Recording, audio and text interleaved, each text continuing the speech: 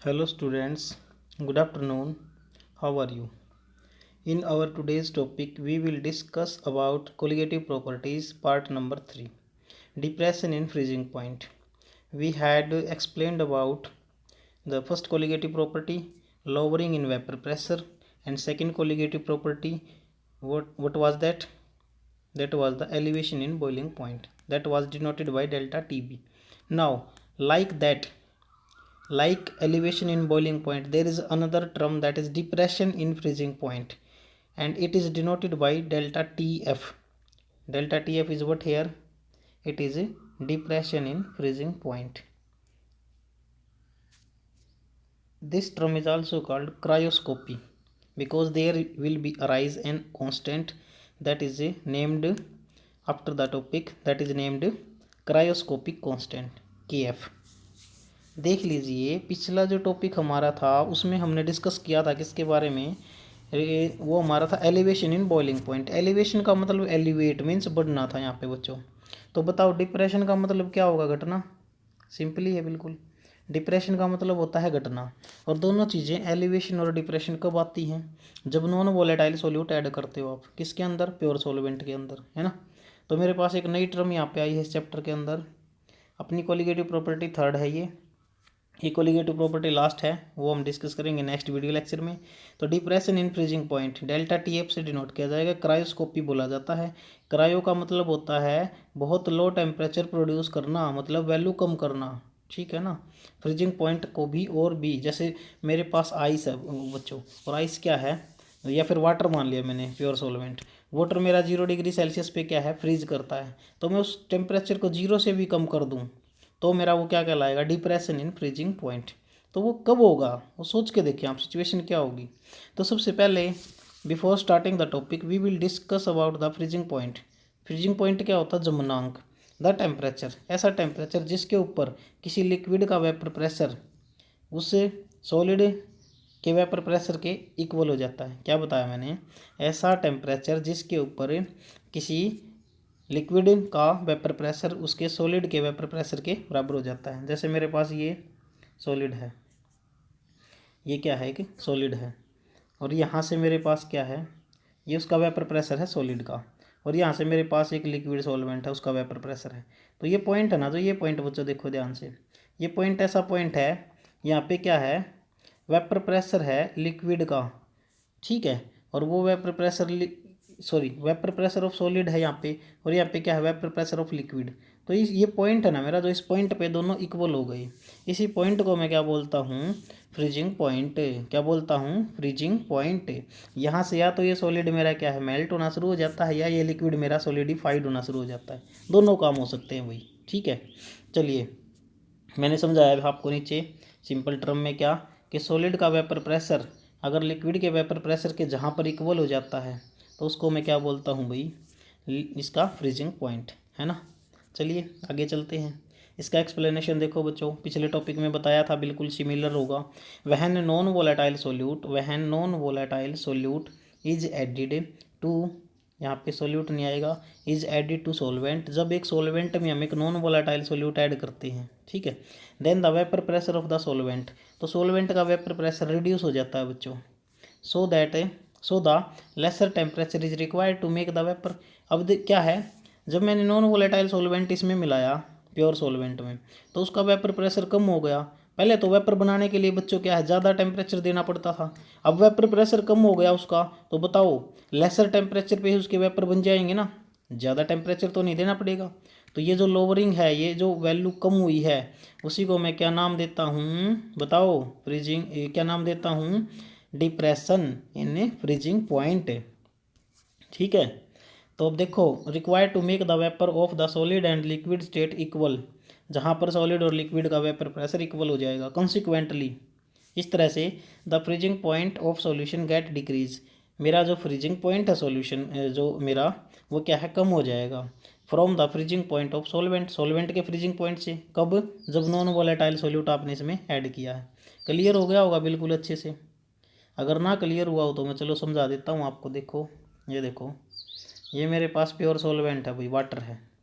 मैंने क्या किया, यहाँ पे नॉन वोलेटाइल सोल्यूट मिला दिया बच्चों, शुगर मिला दिया, चलो सपोज करो, ठीक है। अब इसका वेपर प्रेशर क्या था, प्योर सॉल्वेंट का ज़्यादा था, लेकिन जैसे ही नॉन वोलेटाइल सॉल्यूट मिलाऊंगा, नॉन वोलेटाइल, तो इसके वेपर प्रेशर को रोकने की कोशिश करेंगे तो वेपर प्रेशर कम होगा। अब हमने क्या करना है, अब इसका टेम्परेचर, वो टेम्परेचर, अभी क्या टेम्परेचर दूँ मैं, पहले तो ज़्यादा देना पड़ता मेरे को, बट अब क्या है, इसके कम टेम्परेचर पे ही वेपर बनने शुरू हो जाएंगे, क्योंकि वेपर प्रेशर कम हो गया तो हमें टेम्परेचर भी कम ही चाहिएगा ना। तो आप ध्यान से देखें एक बार यहाँ पे डेल्टा टी एफ, यानी मेरे पास जो प्योर सॉल्वेंट का जो वेपर टेम्परेचर था, अब पिछले में क्या था, बॉइलिंग टेम्परेचर, यहाँ क्या है, फ्रीजिंग टेम्परेचर, फ्रीजिंग पॉइंट भी बोल सकते हो बच्चों आप इसको। तो यहाँ पे मेरा टी नॉट एफ क्या है, freezing point of pure solvent, और टी एफ क्या है, फ्रीजिंग पॉइंट ऑफ सॉल्यूशन। तो बताओ कौन सी वैल्यू ज़्यादा है, पहले वैल्यू क्या थी, ज़्यादा थी, बिना ऐड किए क्या था वैल्यू ज़्यादा थी, इसकी ज़्यादा टेम्परेचर देना पड़ता था, तो मेरा प्योर सॉल्वेंट का जो फ्रीजिंग टेम्परेचर है वो क्या होगा भाई, ज़्यादा होगा।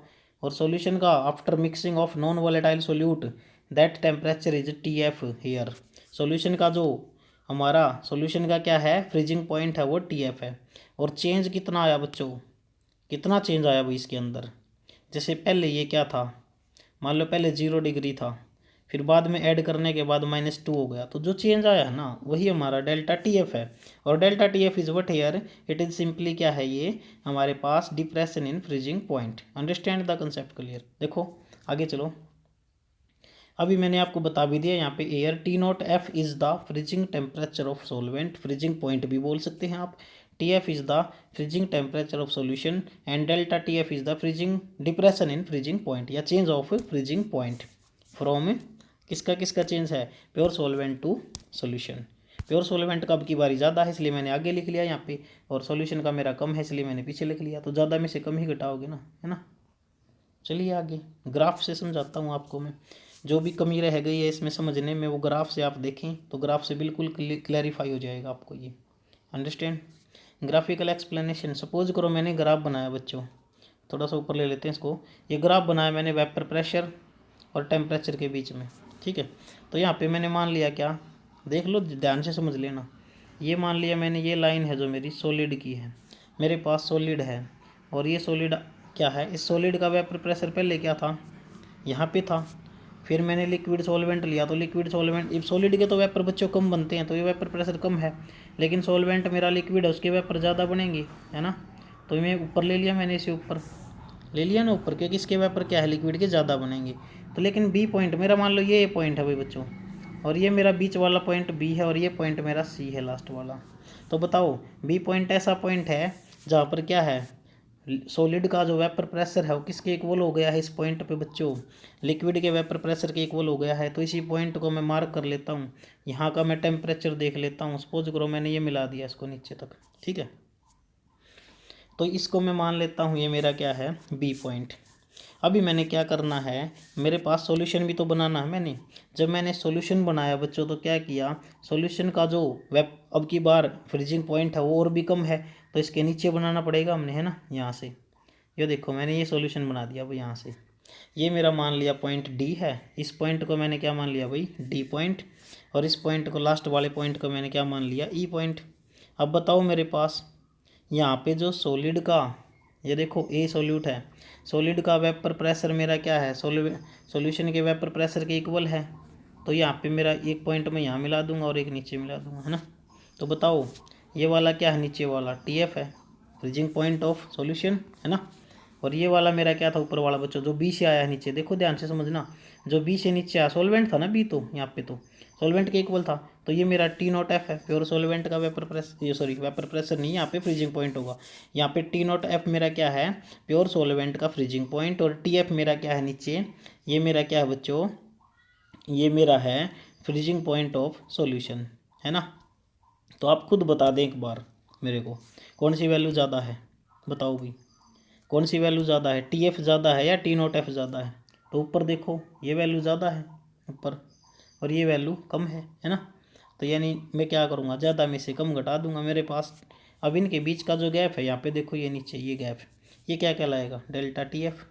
देखो क्लियर हो गया होगा बिल्कुल आपको ये चीज़, ध्यान से समझ लें इसको एक बार, अगर समझ में ना आए तो क्या दिक्कत है, दोबारा से एक बार वीडियो को चला लें, ठीक है।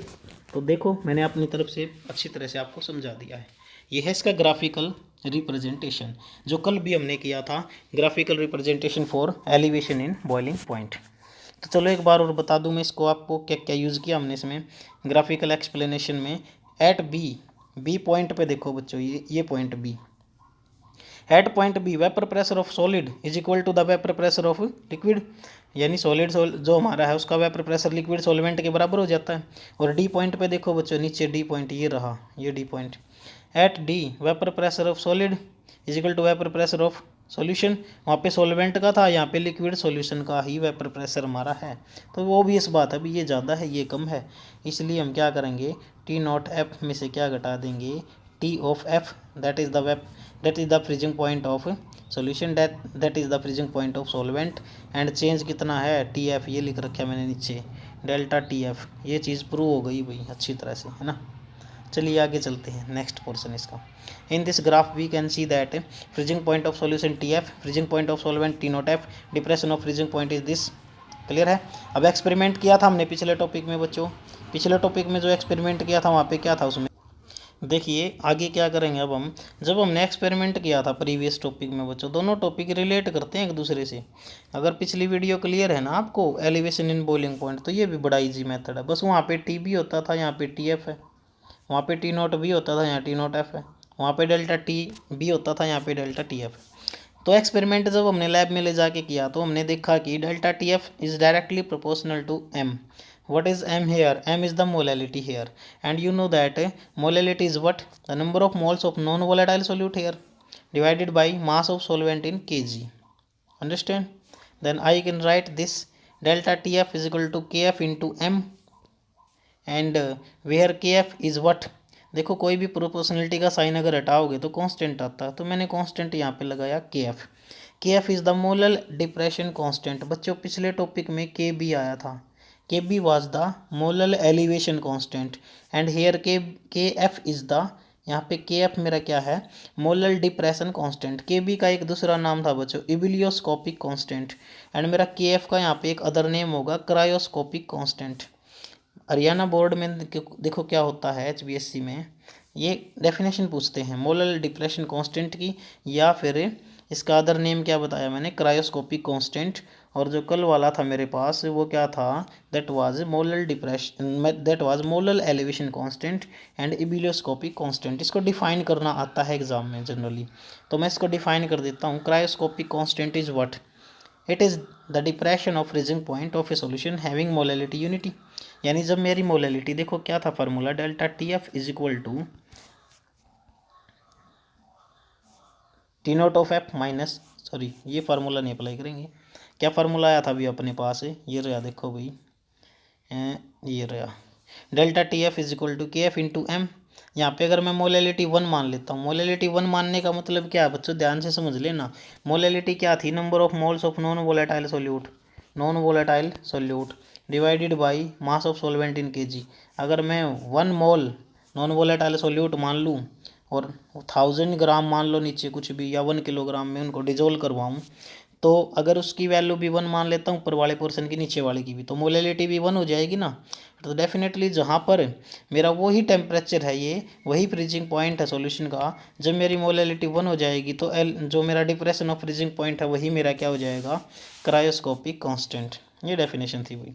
अब इसकी यूनिट डिफाइन करो आप, इसकी यूनिट बड़ा इजीली डिफाइन कर सकते हैं, like the previous topic we can write that K F into M is equal to delta T F.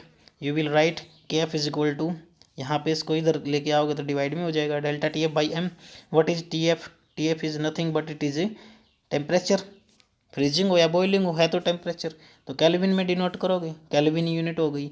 और नीचे मोलैलिटी है बच्चों, तो मोलैलिटी क्या होती है, number of moles divided by KG solvent, यानी मोल पर केजी। तो मैं इसको ऊपर लेके आऊँगा तो ये केजी ऊपर आ जाएगा, मोल नीचे आ जाएगा, that will kelvin kilogram per mole. What is this? This is the kelvin kilogram per mole. Have you noticed that this is the same unit as was of Kb? जैसी Kb की unit है बच्चों वैसी ही Kf की है, same units हैं दोनों की, ये आप इसमें ध्यान रखें इस चीज़ का। चलो मैंने आपको प्रीवियस टॉपिक में एक चीज़ और बताई थी, वहाँ पे क्या किया था हमने कि जो हमने फाइनली जो मोलिकुलर मास की टर्म में जो फार्मूला डिफाइन किया था, तो यहाँ पे भी करेंगे हम अगेन इसको, क्योंकि न्यूमेरिकल इसी के ऊपर आता है अभी एग्जाम में, डायरेक्ट न्यूमेरिकल नहीं पूछते। तो यहाँ पे मैं डिस्कस करता हूँ आपके सामने, उसी तरह से होगा बिल्कुल।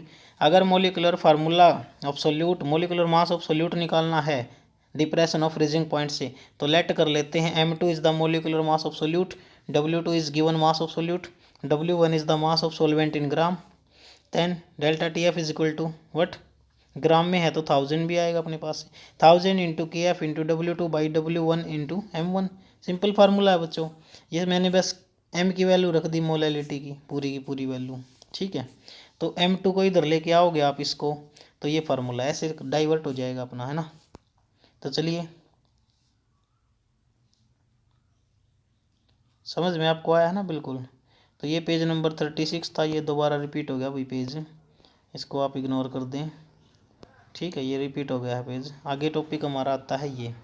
अब क्या है, अगर आपको मेजरमेंट करनी पड़ जाए, अब कई बार क्या होता है डेल्टा TF नहीं देता न्यूमेरिकल में, तो डेल्टा TF को मेजर करना कैसे, यानी depression of freezing point Rust method से निकाला जाता है कई बार। ये रास्ट मेथड क्या है, ये प्रैक्टिकल मेथड है भाई अपने पास, सिंपल सी बात है इसमें। बस रास्ट मेथड मेनली क्या कैसा मेथड होता है, डेल्टा TF यानी डिप्रेशन ऑफ फ्रीजिंग पॉइंट को कैलकुलेट करने का वो मेथड, जिसके अंदर जनरली कैंपर को हम क्या है, कैंपर होता है कपूर बच्चों, कपूर जो सब्लिमेट होता है डायरेक्ट सॉलिड से सीधा गैस। तो जहाँ पर कैम्फर को क्या है यूज़ किया जाता है एज ए सॉल्वेंट, और कैम्फर को ही यूज़ क्यों किया गया बच्चों सॉल्वेंट के रूप में, क्योंकि इसका फ्रीजिंग पॉइंट यहाँ पे मैक्सिमम होता है भाई, इसका फ्रीजिंग पॉइंट आई होता है बहुत ज़्यादा, इसलिए हमने इसकी KF की वैल्यू भी क्या आएगी, जैसे के डेल्टा TF की वैल्यू अगर आई है तो KF की वैल्यू भी आई आएगी हमारे पास, है ना। तो in Rast method generally camphor is used as a solvent, it is because it has high freezing point and high KF value, so the observation यानी observable depression in freezing point is observed, इसलिए ये value हमारी निकल आती है, इसको मापते हैं कैलकुलेट करते हैं तो ये वैल्यू आ जाएगी, कोई खास टॉपिक नहीं है ये। चलिए एप्लीकेशन, यहाँ से क्वेश्चन पूछता है HBSC में तो एक पक्का ध्यान रखो, यहाँ से क्वेश्चन एक पूछा जाता है, इसलिए मैंने ये टॉपिक भी ऐड किया इसके अंदर। अदरवाइज ये करवाना या तो हम क्वेश्चंस में करते हैं इसको एक्सरसाइज में, बट टॉपिक के साथ कनेक्टेड है तो बिल्कुल आसानी से समझ में आएगा आपको। बाद में पढ़ोगे तो वही बात है, फिर क्राइम करना पड़ेगा, क्राइमिंग करोगे रटोगे समझ नहीं आएगा, ठीक है। तो मैंने साथ साथ में अटैच कर दिया, इसकी एप्लीकेशंस होती हैं बच्चों कुछ, जो टॉपिक हमने सीखा हुआ है अभी, तो उसकी क्या क्या एप्लीकेशंस हमारे सामने आएंगी, इसके फ़ायदे क्या हैं बच्चों, नुकसान और फ़ायदे किसी भी चीज़ के हमने देखने हैं इसके अंदर। तो जर्नल सी बात है, application of depression in freezing point. First application देखो बच्चों, ध्यान से समझना, ये हमारे डेली लाइफ में भी यूज़ होने वाली एप्लीकेशंस हैं। इन हाई एल्टीट्यूड्स, ज़्यादा ऊंचाई वाली जगह पे, where temperature is very low, जहाँ पे टेम्परेचर माइनस में होता है। इन ड्राइविंग कार, अगर कार को ड्राइव करते हो तो क्या होता है, सिचुएशन क्या आती है, सपोज करो आप ही हो कहीं लेह लद्दाख में चले गए आप अपनी गाड़ी को लेके, वहाँ पे क्या है टेम्परेचर माइनस में है, तो वहाँ पे जो गाड़ी का रेडिएटर होता है वो क्या है, उस रेडिएटर में जो वाटर हम यूज़ करते हैं वो वाटर क्या हो जाता है 0 डिग्री पे, तो वो आइस में चेंज हो जाता है बच्चों, और जब 0 से भी नीचे जाएगा तो मतलब और भी ज़्यादा और भी कम टेम्परेचर हो गया तो एक्सपेंड करेगा वो वाटर, है ना। जानते हो ना आइस यानी वाटर हमारा फ्रीज होने के बाद एक्सपेंड हो जाता है। कई बार आपने फ्रिज में देखा होगा, आप एक पानी से भरी हुई बोतल रेफ्रिजरेटर के आइस वाले पोर्शन में रख दे जहाँ आइस बनती है, तो वो बोतल फट जाती है कई बार। तो पानी से बोतल कैसे फट गई, क्योंकि वो एक्सपेंड होता है भाई फ्रीज होने के बाद, ठीक है। तो यहाँ पे भी वही सिचुएशन है, एक्सपेंड हो जाएगा और एक्सपेंड होने के बाद गाड़ी का रेडिएटर जो है वो फट जाएगा। तो सिचुएशन क्या है, क्या करें इस सिचुएशन पे हम इसको रोकने के लिए, ठीक है। देख लीजिएगा यहाँ पे क्या है, at high altitude where temperature is lesser than 0 degree Celsius, at high altitude where temperature is lesser than 0 degree Celsius, it is difficult to drive a motor vehicle with the water in radiators because the freezing point of water is 0 degree Celsius. So to keep the driving smooth, इसलिए driving को हम क्या है easy comfortable रखने के लिए at high altitude ethylene glycol क्या use करते हो, ethylene glycol is added to water because ethylene glycol depresses the freezing point of water. अब क्या है, जो गाड़ी हमारे पास एक गाड़ी है सपोज करो,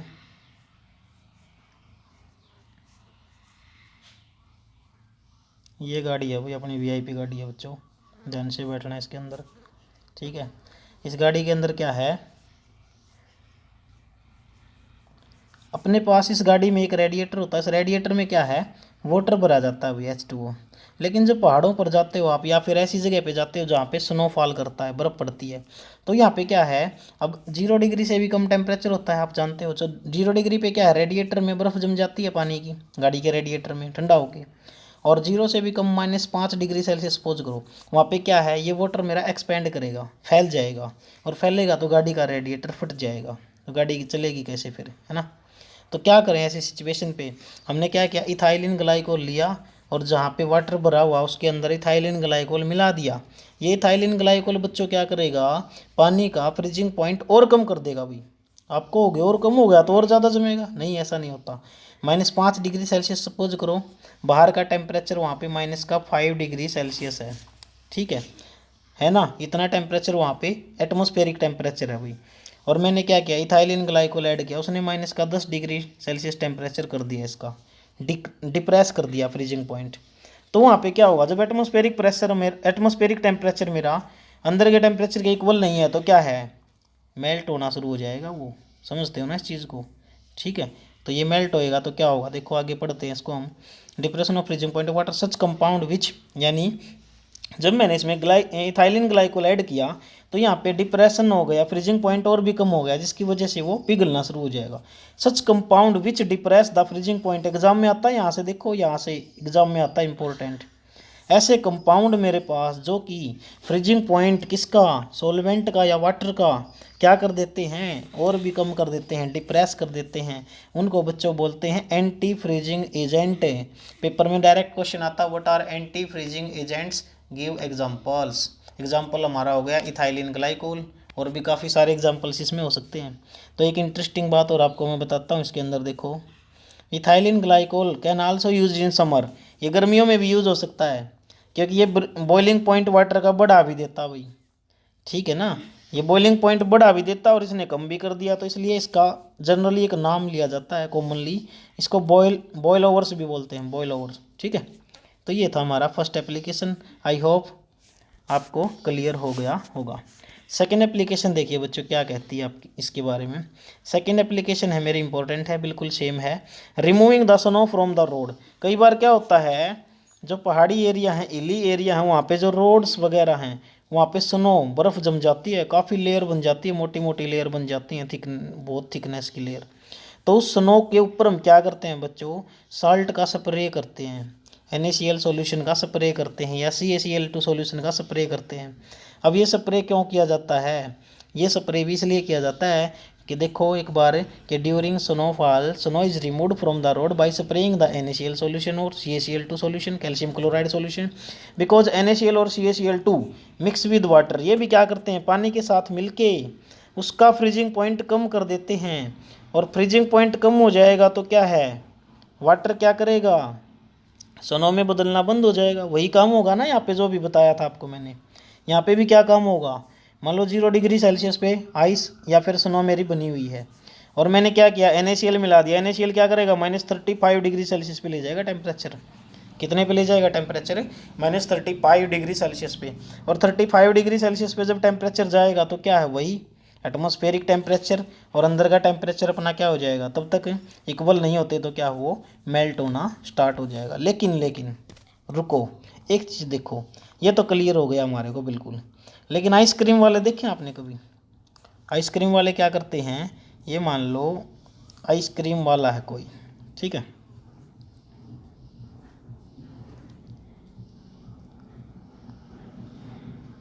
ये भाई साइकिल पे आया है आइसक्रीम लेने, ठीक है। इस आइसक्रीम वाले ने क्या किया, यहाँ पे क्या है, एक डब्बा होता है डबल लेयर का, एक लेयर होती है बच्चों यहाँ पे इस टाइप की, और इसके अंदर एक लेयर और होती है भाई। यहाँ पे क्या है, बर्फ़ भरी जाती है, आइस स्नो, ये बर्फ़ भरी जाती है, और बाहर का एरिया है ना जो बिल्कुल इंसुलेटेड है, वो उसको ढक देता है ऊपर से, है ना। तो यहाँ पे बर्फ़ भरी जाती है, अब वो क्या करता है, साल्ट का यूज़ करता है इस पर, ये जो आइस भरी हुई ना इसके ऊपर साल्ट यूज़ करता है वो। आपको हो गई, अब तो हमने साल्ट से क्या है, अभी तो साल्ट से क्या किया था, आइस को ख़त्म किया था, बर्फ़ को क्या किया था, रोड से हटाया था, मेल्ट किया था। लेकिन ये मेल्ट हो जाएगी, फिर वो बेचेगा कैसे उसको। तो यहाँ पे देखो सिचुएशन कुछ ऐसे होती है, ध्यान से समझना। फॉर योर बेटर अंडरस्टैंडिंग मैं आपको बता रहा हूँ इसमें, टू ऐड योर नॉलेज, कि जैसे आइसक्रीम वाला क्या करता है, यहाँ पे साल्ट का छिड़काव करता है किसके ऊपर। पहली बात तो ये सिस्टम हमारा बिल्कुल क्लोज सिस्टम है, हीट ना तो अंदर आ सकती है ना बाहर जा सकती है, ये क्लोज सिस्टम है। लेकिन ये अंदर वाला क्या क्लोज सिस्टम है क्या? बाहर वाला तो पूरा क्लोज सिस्टम है, लेकिन अंदर वाला क्या है, इसमें हीट का कंडक्शन हो सकता है ना, कि नहीं हो सकता बताओ? यस हो सकता है। तो क्या होता है देखो, इस पे वो नमक छिड़कता है, तो नमक छिड़कते ही उसका क्या है, इस आइस ये आइस पिघलना शुरू हो जाती है, क्योंकि वो सिचुएशन है, क्योंकि नमक क्या करेगा, इसका टेम्परेचर जो है बहुत कम कर देगा 0 डिग्री से, तो ये पिघलना शुरू हो जाएगी।